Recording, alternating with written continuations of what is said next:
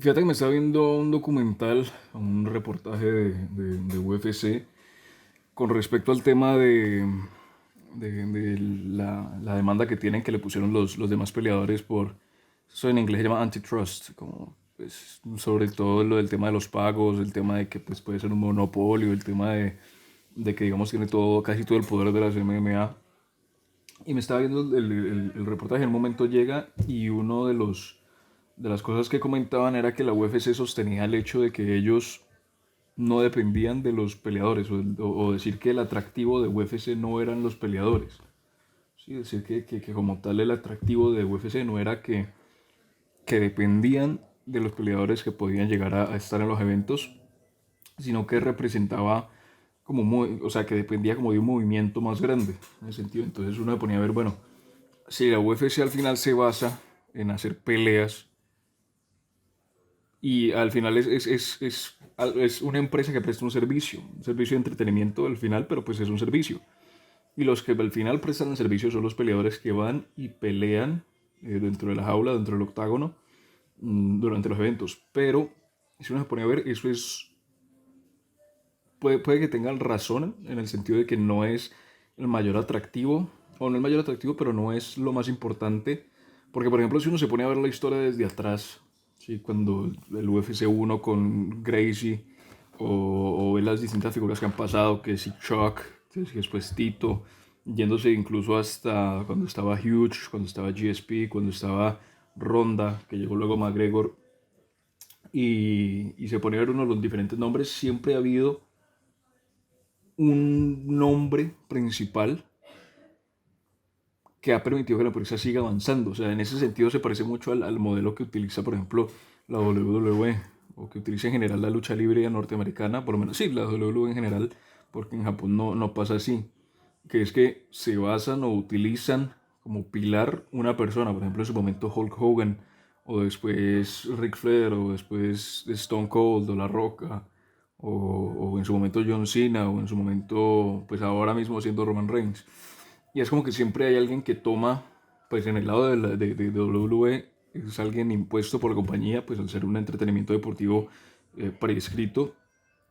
Pero en el lado de UFC es como más orgánico, en el sentido de que siempre hay alguien que se va una estrella, sale otra. Por ejemplo, se va Ronda y llega Conor. O se fue Chuck y llega Tito. O se fue Gracie y llega Chuck. Y siempre es como alguien está atento o no atento, pero siempre está alguien, siempre sale alguien. Siempre sale alguien para tomar como la batuta. Y al final pues depende también del nivel de popularidad que va a tener esa persona. Porque por ejemplo los niveles de McGregor no son los mismos que los niveles de Saint-Pierre. ¿Sí? Por ejemplo de George Saint-Pierre. Aunque por ahí podemos decir que de pronto Saint-Pierre era mejor y demás. Pero siempre varía como en ese nivel de popularidad. Y otra parte por la que de pronto no depende. ¿Sí? En el sentido de que no es que por ejemplo en su tiempo se fue Chuck y se fue Tito y la compañía se cayó. Sino que salieron otros. Pero otra razón por la cual no puede que no dependa es el hecho de que ellos al final son los que producen el contenido para que los demás lo vean. En el sentido de que ellos son los que hacen, ya sea en las redes sociales o ya sea con lo que producen en televisión, ellos son al final quienes tienen los medios para promover desde su plataforma a los distintos peleadores. Y eso de alguna manera les da como ese nivel de decir, ah, bueno, este no funciona, o este man no pudo porque perdió la pelea, o tiene una mala racha, pero está este otro peleador, vamos a darle un enfoque a él. Sí, vamos a darle un enfoque a lo que es ese peleador y o sea, al tener ese poder de decir, bueno, nosotros tenemos el poder creativo, en el sentido de que tenemos la capacidad de hacer, no hacer lo que queramos, pero sí tienen la capacidad, bueno, sí, hacer lo que quieran, pero me refiero más al tema de que tienen la posibilidad de direccionar hacia dónde quieren ir, tienen la posibilidad de variar si las cosas van mal con un peleador o van mal con otro, porque por ejemplo, durante los años que McGregor se fue, que McGregor era cuando era el doble campeón que le ganó a Álvarez en Nueva York en la 205, que era la estrella más grande de UFC, uno de los peleadores más grandes del mundo, una de las figuras en general más grandes del mundo en su momento. Conor se va como 2, 3 años y la compañía siguió mejorando, sí, siguió mejorando, siguió mejorando, siguió mejorando, o incluso ahora, durante la pandemia, que no solo mejoran, sino que se van de Estados Unidos a Abu Dhabi. En Abu Dhabi crean una, pues, Fight Island o la isla de las peleas y consiguen tener los mejores números que han tenido en la historia, ¿sí? Los mejores pay-per-view, los mejores, o sea, y sin tener a su estrella principal como los Conor, ¿sí? Obviamente también estaba más Vidal y estaba otros demás, pero pues no tenían esa figura como primordial, sino que era algo general. Entonces, por ese lado también sería como el segundo. Y el tercero, yo me imagino que también es por el hecho de que tienen peleadores, pero no dependen de los que tienen en contrato porque siempre puede haber alguien más. En el sentido, por ejemplo, dijéramos si por ejemplo Oliveira, Charles Oliveira dijera no, yo me retiro, o por ejemplo con Khabib, el mismo Khabib, ¿sí? Campeón dominante 29-0, que le ganó a Conor, le ganó a Poirier, le ganó a ¿quién más le ganó? A Michael Johnson, le ganó a La Quinta, y se fue el campeón dominante y era una gran figura, pero se va y se retira. Pero la compañía sigue porque siempre hay alguien que lo reemplace. Yo creo que eso es lo que se refieren cuando hablan de que no dependen de un peleador en específico, no dependen de alguien en específico porque siempre va a haber alguien más que lo reemplace. Por el hecho de que UFC, más que ofrecer peleas, ofrece una experiencia de como ese ambiente de, o sea, como para ponerlo no en circunstancia,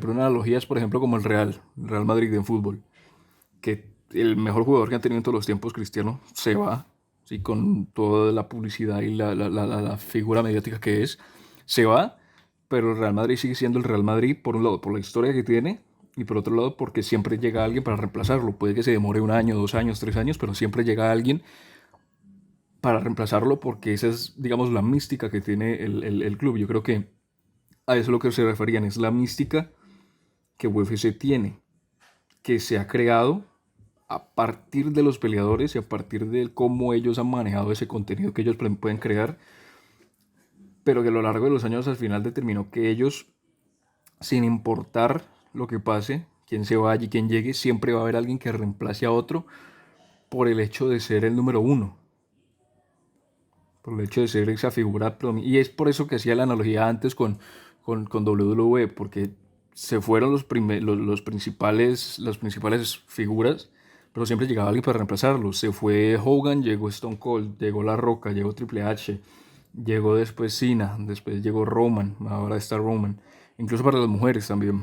Entonces siempre es como que tienen la capacidad de crear esa mística, porque también, como decíamos, es una empresa que se basa en prestar un servicio de entretenimiento y que ellos no es que dependan de alguien para hacer el contenido. O sea, venden los pay-per-view y están en contrato con ESPN, pero no es que dependan de ESPN para poder transmitir lo que tienen, porque al final ellos son los que crean los videos, ellos son los que crean las promos, ellos son los que crean todo el contenido. Entonces ellos de alguna manera también manejan esa parte que es donde le llega más al directo al espectador. Entonces es como también reforzando esa mística que tiene la empresa.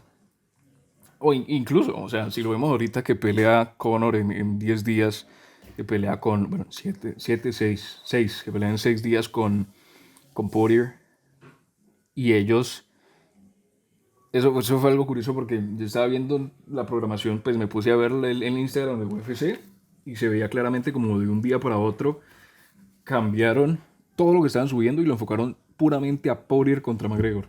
Por ahí faltaban como 13 días y ya estaban metiendo todo contenido, como 5 videos por día, 5 imágenes por día. Conor contra Poirier, Conor contra Poirier, Conor contra Poirier. Y eso es algo que ellos desde sus mismas redes sociales, que tienen como 20 millones de seguidores, lo pueden hacer.